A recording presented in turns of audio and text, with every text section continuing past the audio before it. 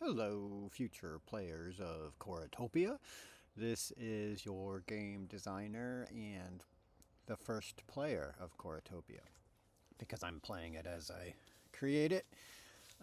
This has been a whole lifetime in the making, and I've been a huge tabletop role playing game fanatic since I turned age 10 and opened my first box of uh, Dungeons and Dragons Basic Edition. And since then, I love all things role playing and games. I got into theater, and it seems like my life has brought me to this place where I finally figured out why I'm here. Um, yeah, it only took 50 plus years, but that's okay. Some people live their whole life and never realize why they're here. So I feel lucky.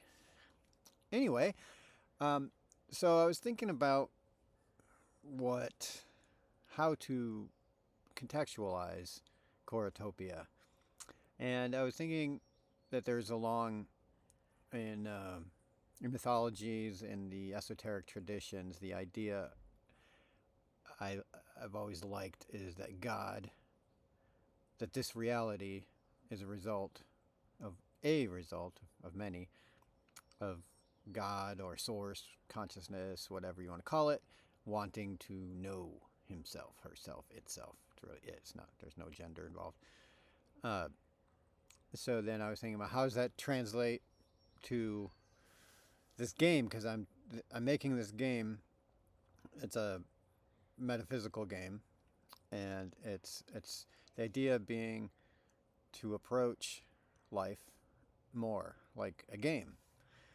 And if we approach life more as a game, we can engage our skill of pretending, which is way more powerful and um, just there's so much potential in pretending, and we all do it. We were all always pretending. Our whole personality is a pretending. We pretended this uh, into existence. So, and everything about us is a pretense. Who we essentially are is what we're here to figure out. And so, in that light, I was thinking of Coratopia and Dungeons and Dragons, for instance. That's the game I played the most of all the role playing games. And in Dungeons and Dragons, there's player characters, there's people who play the game, sit around the table, and then there's the one who runs the game. And he is, or she is, called the Dungeon Master or the Game Master. And kind of very similar to God. Uh, but there has not been, as far as I know, a game that's about the Dungeon Master getting to know herself. She just does her role as creating the world and running it for the player characters. So Coratopia, it's a single player adventure metaphysical live action role playing game. It's not a video game. It's not an app, although it'd be cool if it could become both at some point. Um, it's a single player role playing game, which doesn't really, it's hard to play a role playing game with just one person. You want to play your roles with another person. But in Coratopia, it's just you, and you are both the player character and the dungeon master. And of course, you'll have all the tools that the game will provide you to help you on your way of knowing yourself as the dungeon master, as the game master, and as the various player characters. And all those player characters and you are all you. So you and so when you open up a game of Dungeons and Dragons or any other role-playing game, you open it up. One of the first things you're going to do is you're going to make a character. So in Coratopia, you're making the character as the dungeon master. Well, as the game master, as the and the player. So from the perspective of the outside, you're going to go in, and one of the primary characteristics of Coratopia is that the playing is also the making of. So you're making your characters, you're getting to know yourself, know thyself. That's the point of the game. You're knowing yourself, and then you're applying yourself. And I would suggest that we don't know who we are. I'm figuring it out. Everyone's figuring it out. So Coratopia is designed to help you do that, and then it's designed to help you activate. You purify, you activate, you empower, and then you integrate. That's the 4 actions that we drive Coratopia throughout the playing of the game, which, if you're really playing it, you'll be playing it the rest of your life until you don't need to anymore. So those are the 4 primary things that you're going to be doing for everything. And I even have an acronym for it. Aeon. P-A, purify, activate, empower, integrate. Aeon, with that little N at the end to make it N, almost like pain. And anyway, I don't want to get into the weeds of that yet. So you are getting to know yourself as the game master, and as the player. So I'm going to give a couple for instances. So one of the main things that I've done in Coratopia is, as I'm playing and making it myself, is I've been able to transmute what I've come to call my migraine daemon. D-A-E-M-O-N. Not it's similar to demon, but it's daemon. If you've read his Dark Materials by Pullman, I forget his first name, he talks a lot about daemons. All the characters in that world have their souls are on the outside and represented by animals, and that they call daemons. And here on Earth, we have our souls inside, according in that world. And so a daemon is a creature that we summon when we're young, and we don't know that that's what we do. So I learned through intense meditation and reflection and journaling, and by guiding myself through the rules that I've made through Coratopia, that I created my migraine situation when I was it started when I was 15, and then it really cemented when I was 17. And being a very sensitive lad, I was in love, and with a woman who I should not have been in love with, and she was my teacher, and I was madly in love with her, and she created the context for that to happen. And basically, she was sort of like, ended up being like a succubus type of person who manipulated me, and it took me a long time to realize how I was basically energetically raped for 4 years, and how it took me down a path of darkness for much of my life, and I've only recently emerged from.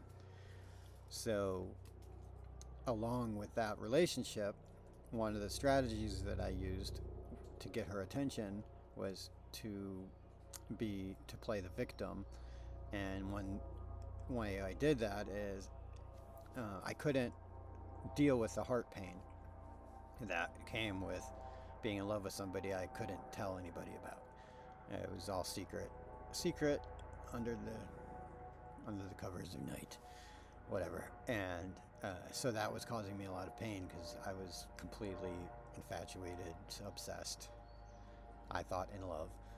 And because I couldn't express it, and if she changed plans with me or whatever, she was in complete control. I had no control, and it created this dynamic in me, and of just I can't even express the pain in the heart that caused. and I couldn't bear feeling it.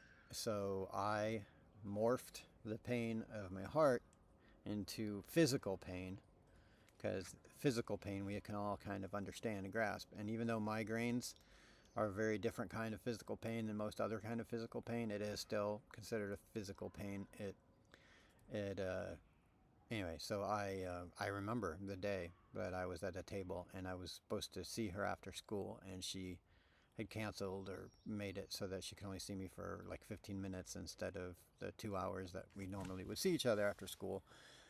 And so I knew this before the end of school, and I was perseverating over it.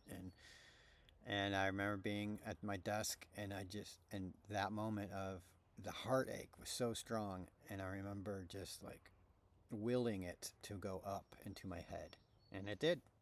And it was only a headache. It wasn't like a full-blown migraine, but it worked.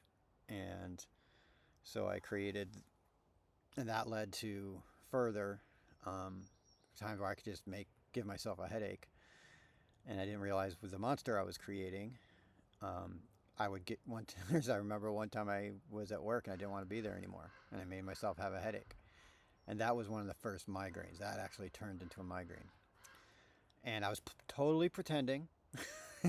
I was like pretending that I had a headache, and that pretending created my headache. And then that escalated, got worse and worse, and until it turned into a migraine. And I remember, like, oh shit, what did I do?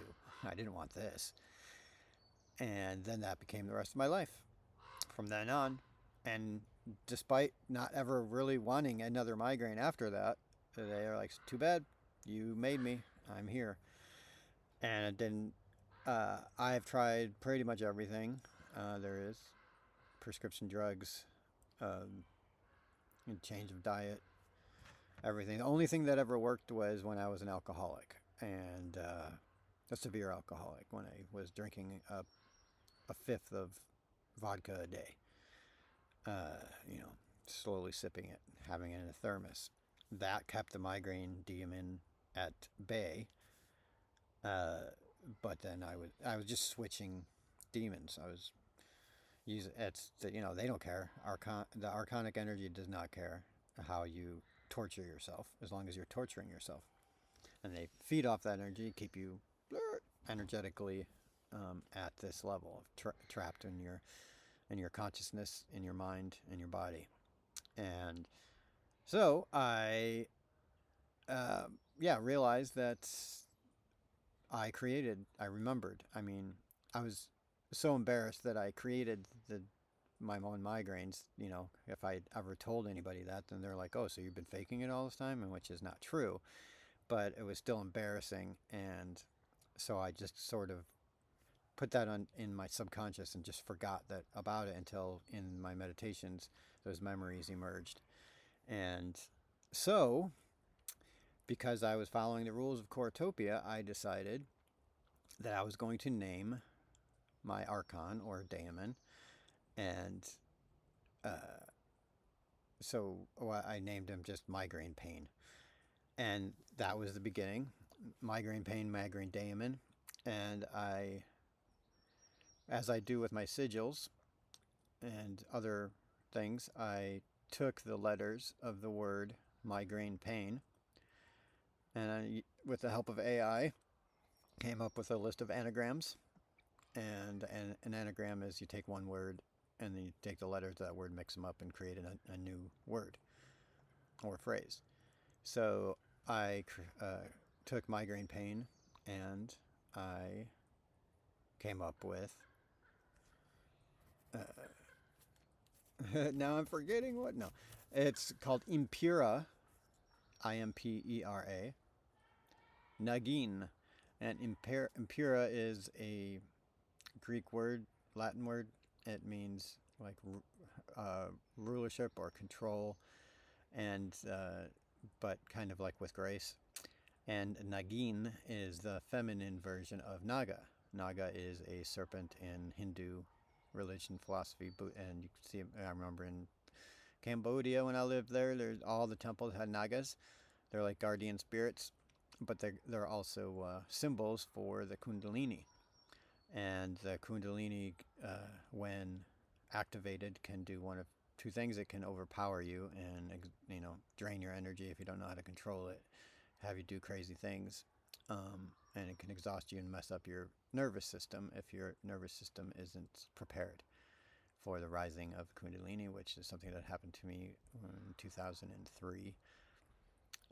Anyway, that's so.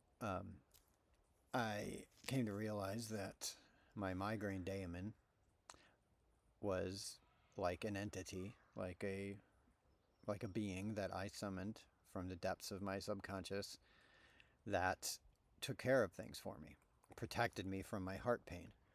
So that's what I think a lot of people do. I think it's probably more common in men than it is women, to suppress our emotions and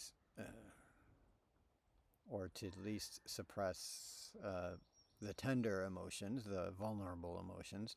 We might transform it into anger, but then we don't fully express the anger, at least not in a healthy way. So I was transformed my migraine, that I came to realize that my migraine daemon was protecting me because I summoned him for a purpose, but I never got rid of him because I didn't know that's what I did. No one told me this stuff. How powerful our pretending is, how powerful our minds are, especially when we're younger and full of emotion, because we manifest with emotion. Yet the flip side of that is that we feel. So when we feel hurt, it's so much pain that I'll just speak for myself, that I put some considerable effort in shutting down my heart chakra, shutting down my emotional body, because it was too hard to feel those things. And so that's what my migraine daemon was. It swallowed my emotions. And then when it got full, it regurgitated all at once, which caused me to suffer migraine. I experienced the nagin, or the daemon, essentially regurgitating all my emotional pain all at once. And it was so much pain. If anybody has migraines, it shuts everything down. You can't do anything. And sometimes that would be for a full day, 24 hours, 48 hours, depending. So very difficult to make plans, to live your life when every week, for at least 1 to 2 days a week, you're completely out of it. Can't do anything. Like I couldn't. Yeah, and it's not a fake it till you make it thing. If you have a migraine and you're doing stuff, you don't have a migraine. You might have like a migraine light or a really bad headache, but if you can do stuff, then it's not a real migraine. Migraines shut you down. It's not just a pain. It's everything. You can't. Your energy is completely sapped, and no energy. You're exhausted, but you can't sleep because you're in so much pain. Many times, I'm pretty sure that if I had a gun, I would have ended my life. That's how bad it could get. So, to know that I summoned that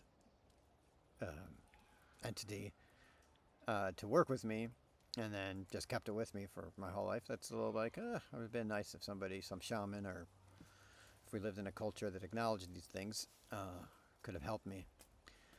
But anyway, it's okay because now I figured it out myself, and without this migraine demon, probably all of this Coratopia stuff wouldn't have been. I wouldn't have come up with it. So anyway, another thing that I'm doing is working. That part of I've incorporated for Coratopia is what's called soul collage. And this is something I was doing completely separate. A friend of mine introduced me to it, and in a couple months, I think I'd made 22, which is the number of major arcana cards in a tarot deck. 22 archetypes of consciousness. So 3 of those cards are, I forgot what they're called, transpersonal maybe. So there, it's the source card. It's your version, what you think of, what you imagine source consciousness to be. And then another one is soul essence, what you imagine your soul essence to be. And then the witness. It's that watcher. If you do meditation, you know that we all have a watcher within us, who watches everything, doesn't do anything, just watches. So those are the 3 transpersonal cards in Soul Collage, and then everything else represents different aspects of yourself, of your soul. And I modified a lot of the stuff. I used the same ideas and the same material. I'm going to show you in a second. So it's cool because I was just in a, you're supposed to like really pay attention, like, okay, I'm making a soul collage and it's like this meditative experience, and then you're supposed to like meditate on it and sit with it and then write about it. What's this drawing mean to me, and free write and all that stuff. And I didn't do any of it. All I did was, because I love collage, I would get in these trances of just like, and in a couple months I made 22. And then I hadn't written anything about any of them. I was like, I would just, but I would display them in my room. I would meditate on them, and I didn't want to. They weren't calling to me to be written about, to contextualize them and put them in a box and say, this is what this means. But now I'm glad I didn't, because now I know what they're supposed to do. So what happens, what we're doing in Coratopia is you're realizing that you're the dungeon master, that you're the game master. So as the game master, you are investigating and uncovering all the characters within you. And what you soon realize is that a lot of your characters are evil. They're archontic. Not all of them, but a lot of them. And so what you want to do is what's called shadow work or alchemy. And you want to name those archons, give them a name, even if it's just descriptive, like migraine pain or migraine daemon. And then you transmute from the archontic version to then that's the distorted version of the purer version of what's called an Aeon. And an Aeon is Greek for angel or emanation of the pleroma. Pleroma is Greek for heaven, and it means fullness. So that's what you do. So I have 22 to transform. I'm just guessing, at least.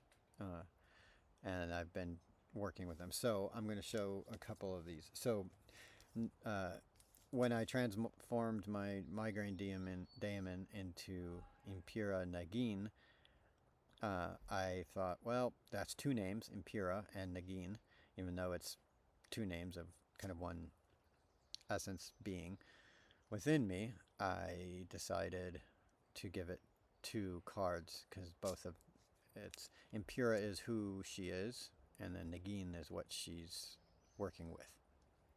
So Impura, and there's plastic coating to protect this little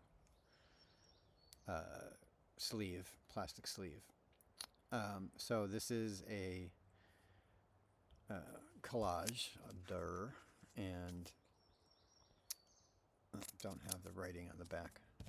Okay, doesn't matter.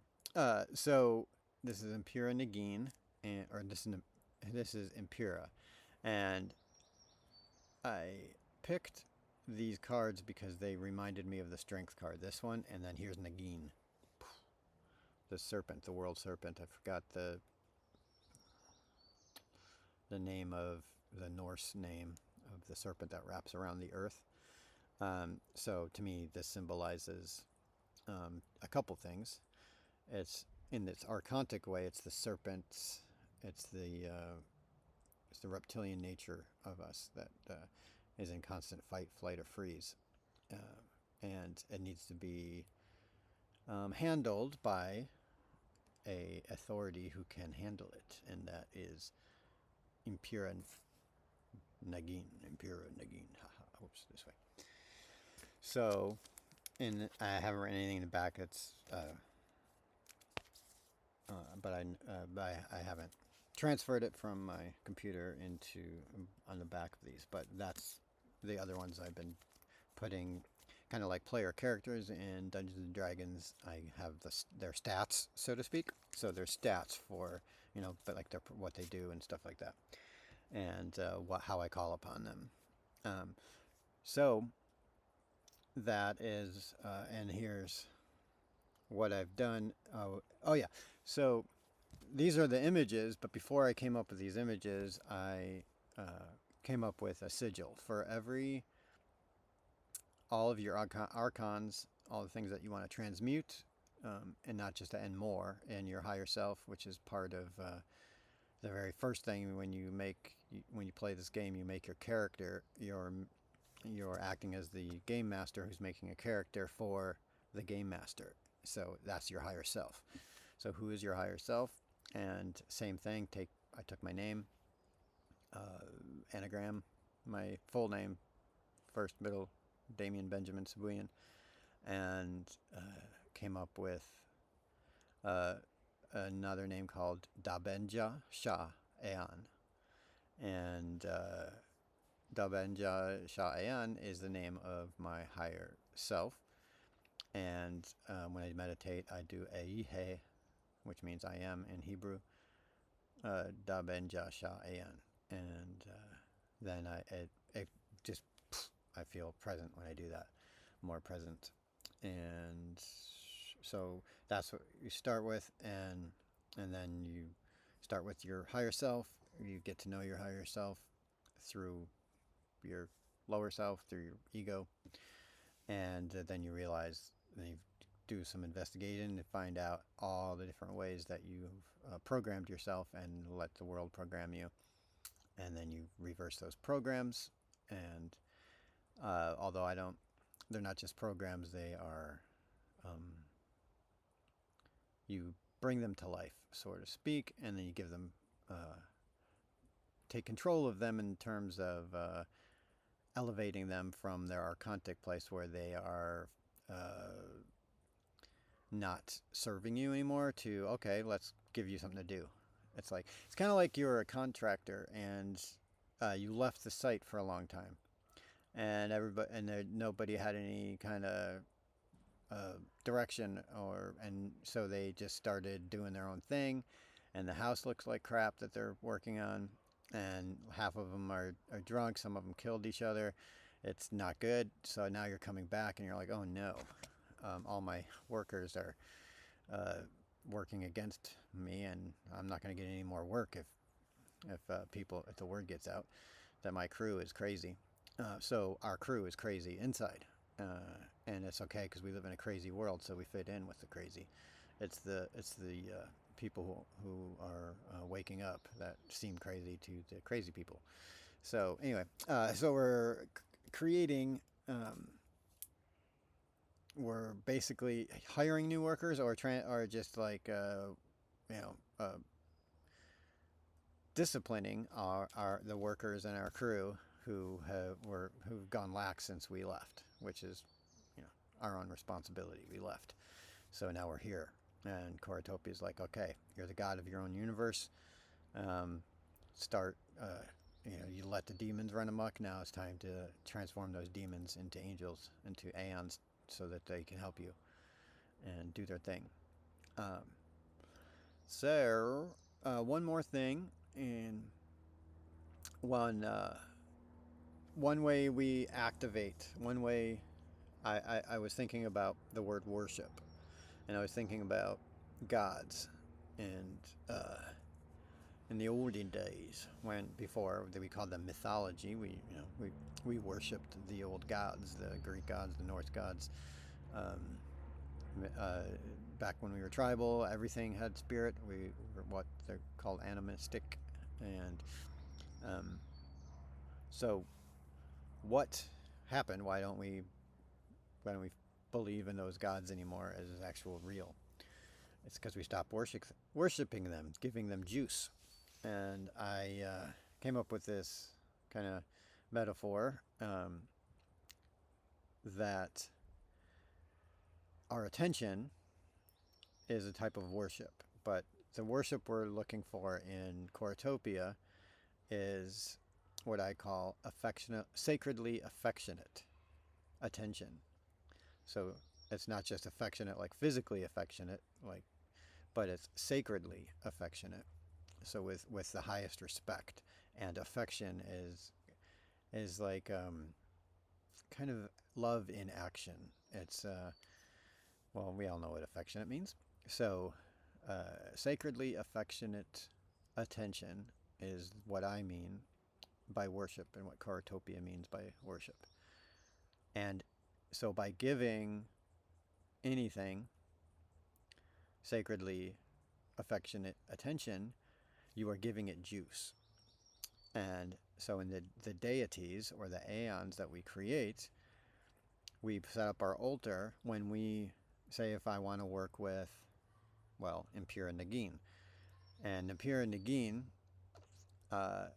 instead of being my migraine daemon, is now the regulator of my energy body, of my chakras and my nervous system. So whenever I feel panic attacky or something like that, I call upon Impure Nagin, and I meditate, and I imagine Impure Nagin doing her thing. So, shoot, I lost the thread of where I was going. So, oh yeah. Worship. So that's a kind of worship.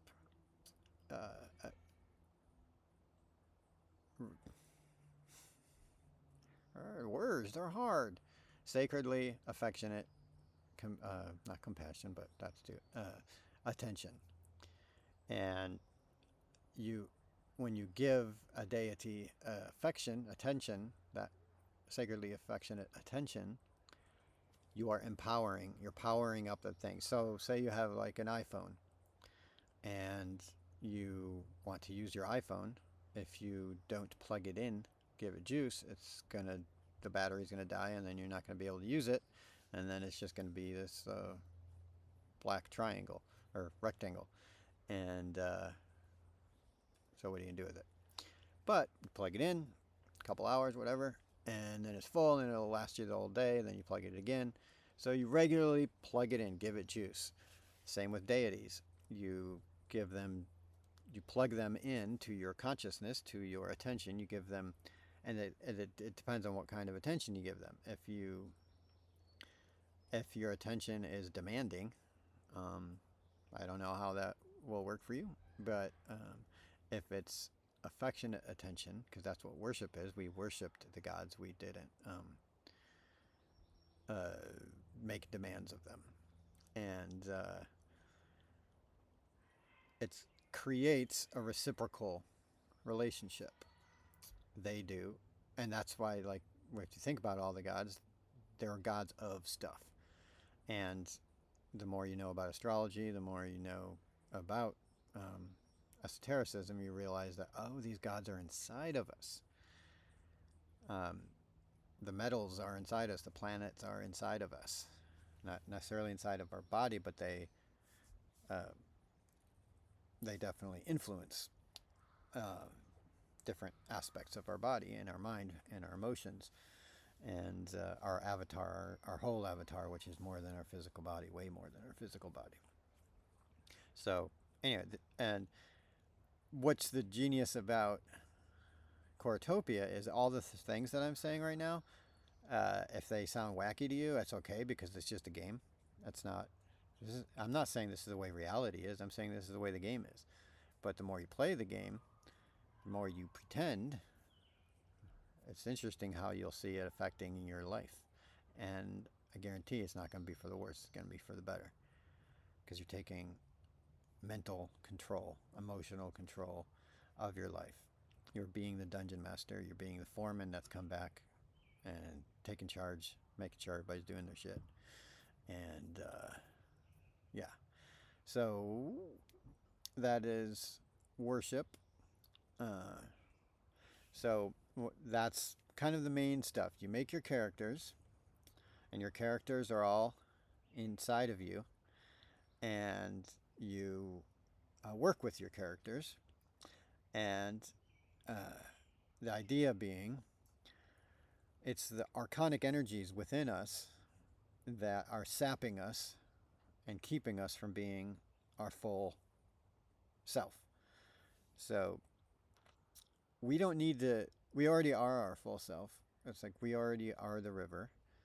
We don't need to change ourselves. We need to clean ourselves. We need to purify. And then that's just the first step. So that you purify, and then you activate, and then you empower, and then you integrate it. So these are the things that we're doing with our archontic thing. So the migraine daemon, that was one of the biggest, hugest thing that I needed to deal with at this time.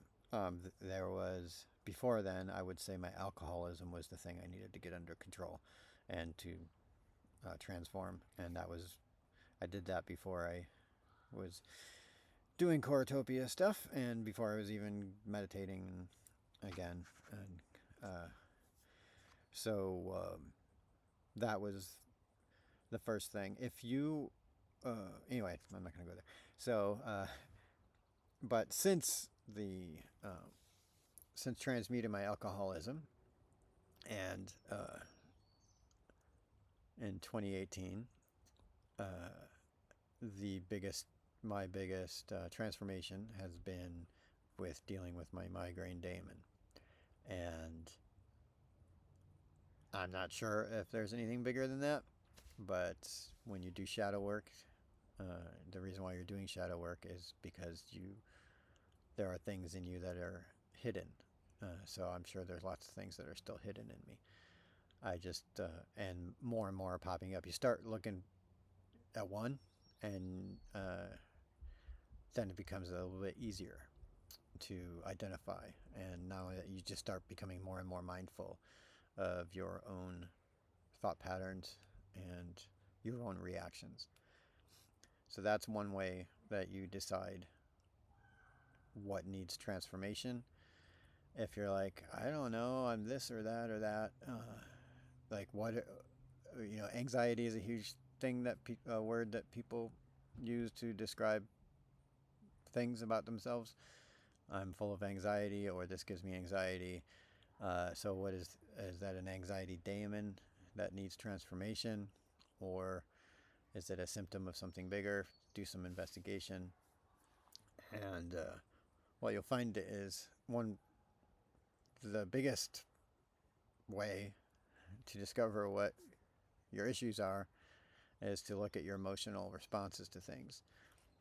And I say emotional responses because how you physically might respond overtly to something, another person might not have any clue that you're being as upset as you're showing, because a lot of us hide what we're thinking and feeling when we get triggered. There's sometimes we can't hide it, and then it comes out in some weird, crazy way. But if that happens, then you know, okay, what's that about? But until we overtly express those things, we are feeling them secretly, but they're there. We know we're feeling them because, for me, confrontation would cause my heart to race, and other, feel like my flight, fight, freeze mechanism was happening, and So I would say, okay, what is it? What was I just reacting to? And why was I reacting? So another one, I'll just say this one, was another Archon that I discovered within myself was the rage, what I called fury. Fury of a neglected heart. Was that? No, fury of the caged heart. So that was and that one I do have it somewhere.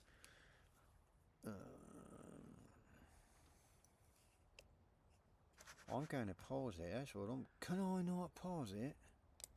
Can I not? No, I can't.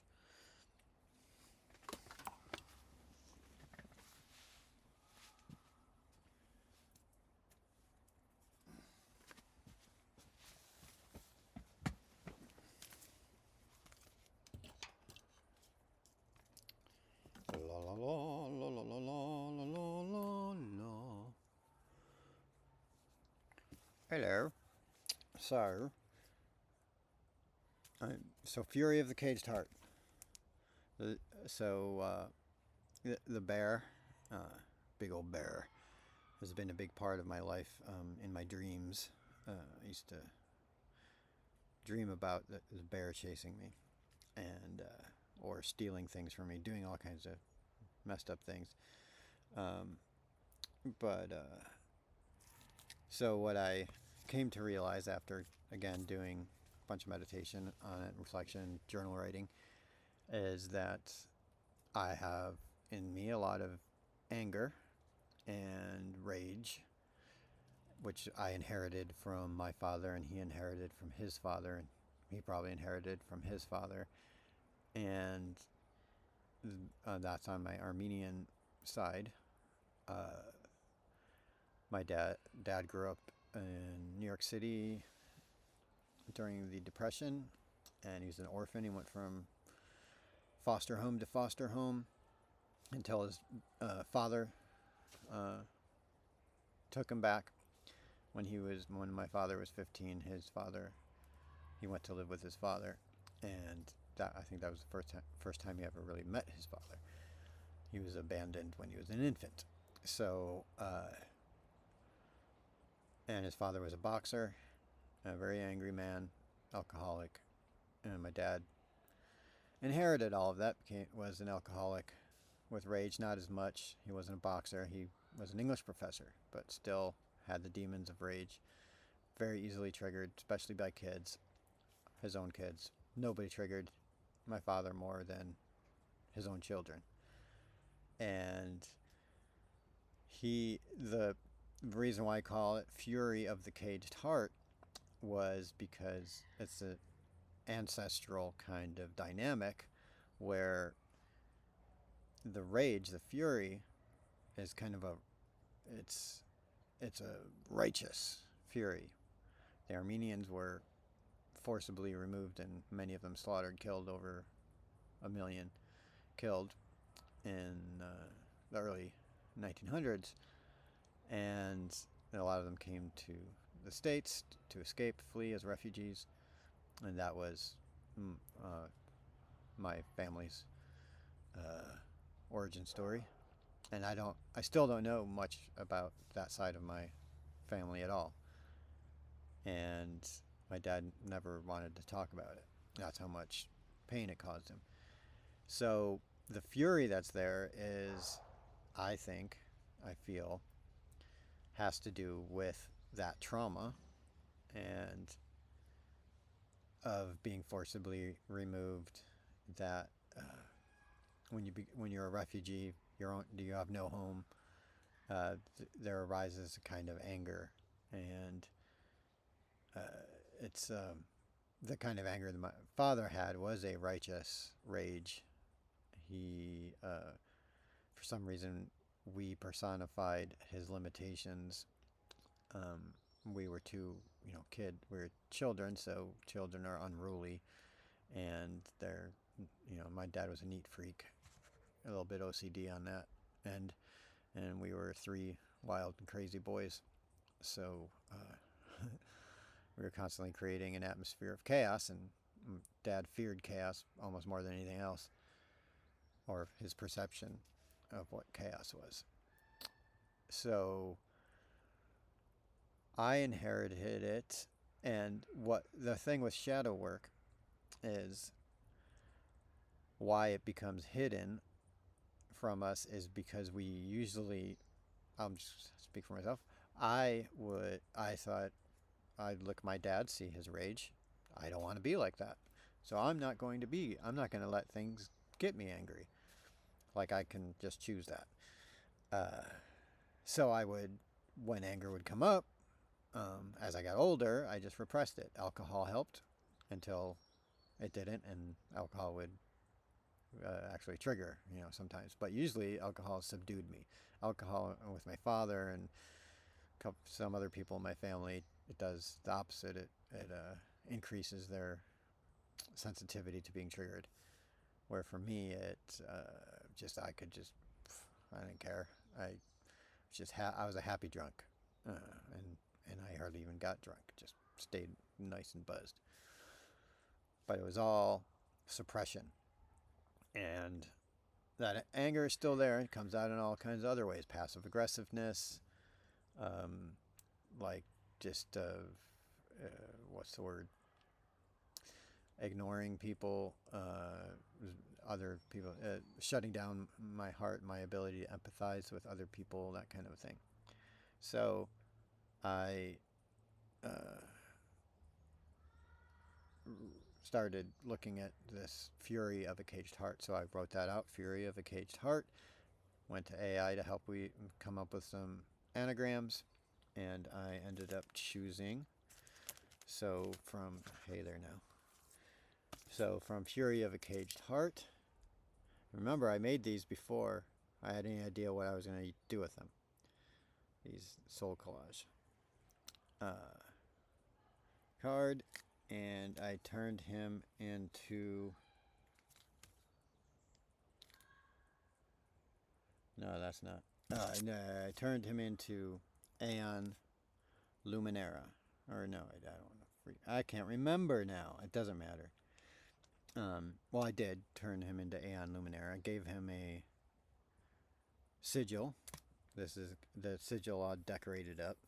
The basic thing of the sigil is the ball at the top with the little geometry there below. So now this is like a player character now that I've made for me. And he is an Aeon of fierce, transformative compassion. So from being angry, he's fiercely, as a bear, right? A female bear loves her children fiercely, very protective of them. And so now, instead of getting angry, I still get angry because I'm just starting all this. The idea is to recognize it and to transform it with Aeon Luminera, or the other Aeon who I created as the Aeon of my emotional body.